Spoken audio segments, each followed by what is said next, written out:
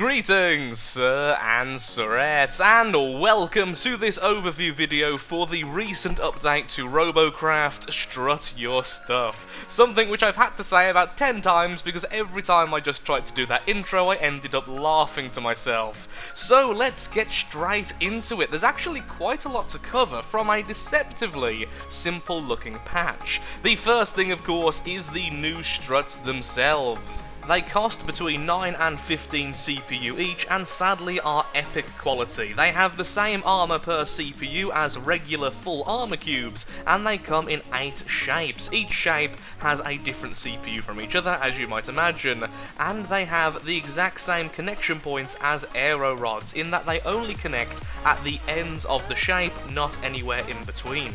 In addition to this, there is now a centre of mass indicator in addition to new building stats. Both of these can be found in the regular settings menu. After you select the tick box, you will then see them when you're building.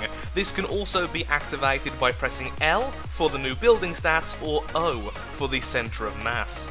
There have been a massive set of balance changes. Now these are pretty hard to cover in their entirety, but the main changes come to damage increases to plasma, rail, lock-on missile launchers and flak, all being increased by 10%, other than plasma which has been increased by 20%, and then mech legs and tank tracks have both had their weight drastically reduced, meaning that perhaps flying tanks in the future may happen. However, various values that affect their handling have been tweaked, so hopefully tank tracks might be a bit more viable in the near future.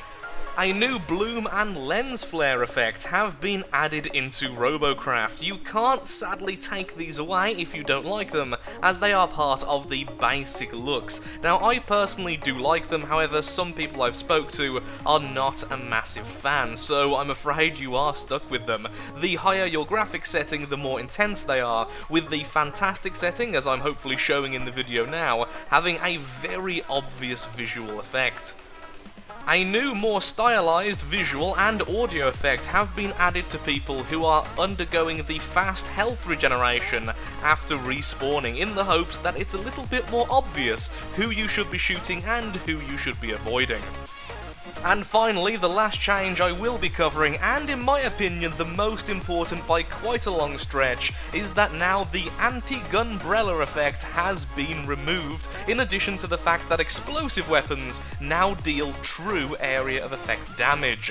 For those who don't know what the Antigun umbrella effect is, it certainly is a very odd named thing. It is the effect in which a lot of weapons, in particular plasma, will do damage to an area, well, to a block, and then from that block some of the damage will instantly be directed to blocks around it. This means that things like the larger weapons, when you deal damage to a mega plasma for instance, some of that damage will be given to the blocks underneath it, so that it somewhat looks like an actual area of effect will happen. Area of effect weapons before this update, didn't also deal true explosive damage, true area of effect damage. How they worked is that when an explosion happened, the first bit of an explosion to touch a robot will then have all of that damage from the explosion transferred into that single block, that single component, from which the damage will then propagate, either destroying the block and then continuing onwards, or doing the Antigun umbrella effect. The Antigun umbrella effect is no longer in play, which means very high health components